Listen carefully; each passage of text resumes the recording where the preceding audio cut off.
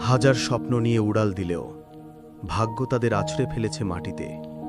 London শহরের আকাশ ছোঁয়ার আগেই আমেদাবাদের মাটিতেই নিঃশেষ হয়ে গেল ২৪১টি তাজা প্রাণ।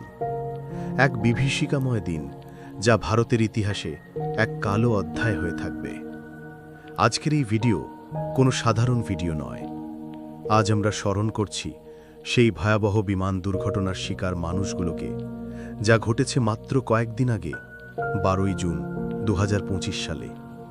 এয়ার ইন্ডিয়ার বোয়িং ৭৮৭ ড্রিমলাইনার বিমানটি ফ্লাইট নম্বর AI-১৭১ আমেদাবাদের সর্দার বল্লভভাই প্যাটেল আন্তর্জাতিক বিমানবন্দর থেকে লন্ডনের গ্যাটউইক বিমানবন্দরের উদ্দেশ্যে যাত্রা শুরু করে। বিমানটিতে ২৩০ জন যাত্রী এবং ১২ জন ক্রু সদস্য সহ মোট ২৪২ জন আরোহী ছিলেন। কিন্তু টেক অফের মাত্র ৩৬ সেকেন্ডের মাথায়, যখন বিমানটি মাটি থেকে সামান্য উচ্চতায়, তখনই ঘটে যায় বিপর্যয়।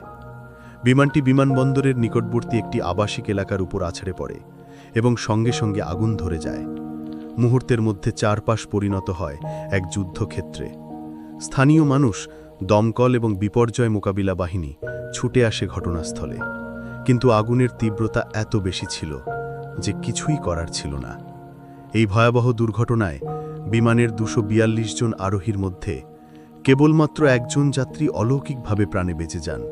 বাকি ২৪১ জন আরোহীর মর্মান্তিক মৃত্যু হয়।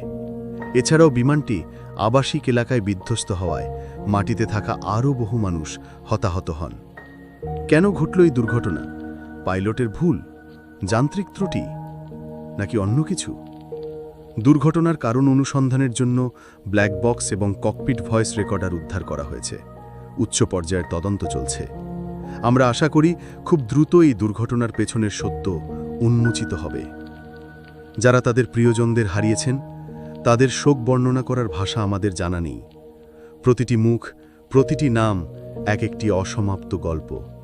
আসুন আমরা সবাই মিলে সেই ২৪১টি বিদেহী আত্মার শান্তি কামনা করি এবং তাদের শোকসন্তপ্ত পরিবারের প্রতি জানাই গভীর সমবেদনা।